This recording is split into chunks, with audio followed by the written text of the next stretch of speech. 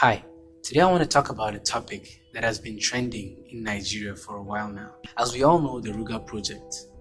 So everywhere you go, you hear different versions of stories from people talking about their views and perceptions about the whole matter. So I've always chosen to just browse through the whole thing and just carry on with my business. Not until recently, when something really caught my eye. But first of all, let me take us a little back in time, down history lane.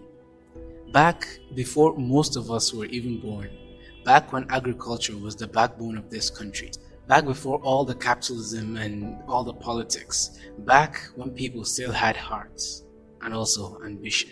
Nigeria in all its history has always been known for its agricultural background, which was even the reason why the green, white, green colored flag suggested by 23-year-old Michael Taiwo Akinkunmi in 1959 was chosen to and still represents our country. This wasn't just by luck or connection that his was chosen. No, it had a strong and solid meaning behind it, which sadly we currently do not have any regards for anymore. So back to the matter.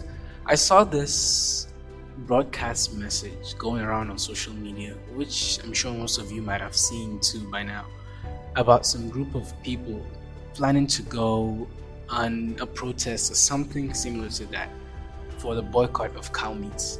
Well, I know we always hear stuff like that on social media, but what really caught my attention on this was they were actually calling this service for humanity, more like a service for their own ego and pride.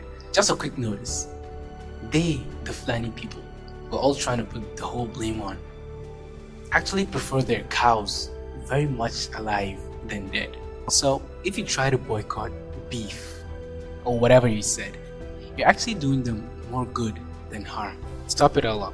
We live in the most advanced and quick internet access world, where any kind of research can be done from the palm of your hand, and yet we have the highest population of shallow-minded people ever in history. I personally do not watch or listen to the news. Well, maybe I get my headlines from the news and do my research elsewhere. Why? What do you think comes out of a company owned by the people who they are reporting about? I'm not trying to tell you what to do or how to think, but for any woke person, it shouldn't be that difficult for you to see what's actually happening here. You always hear people talking about certain elites gaining from all these insurgencies, all these wars and commotions going on.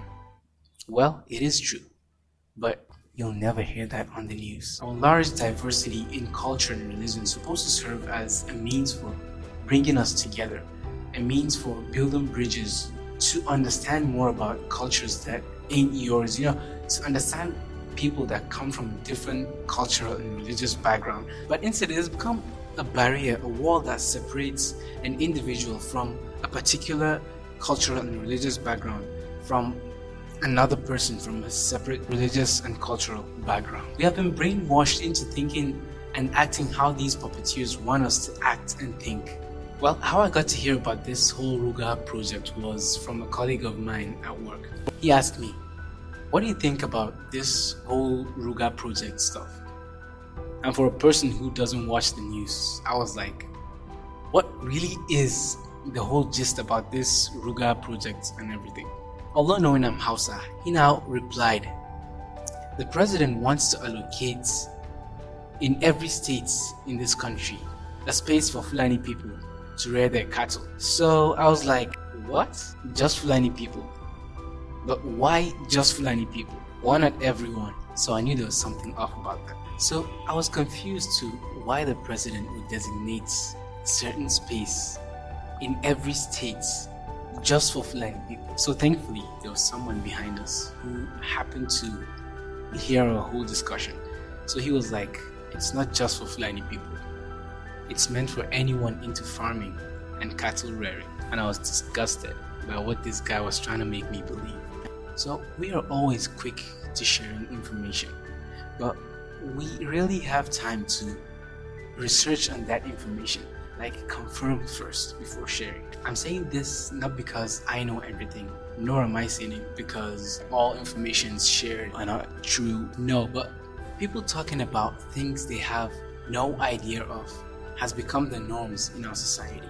And some just share false information to prove themselves right, or maybe to just feed their own ego. So I just hope we would from now on always confirm what we hear before sharing. Thank you.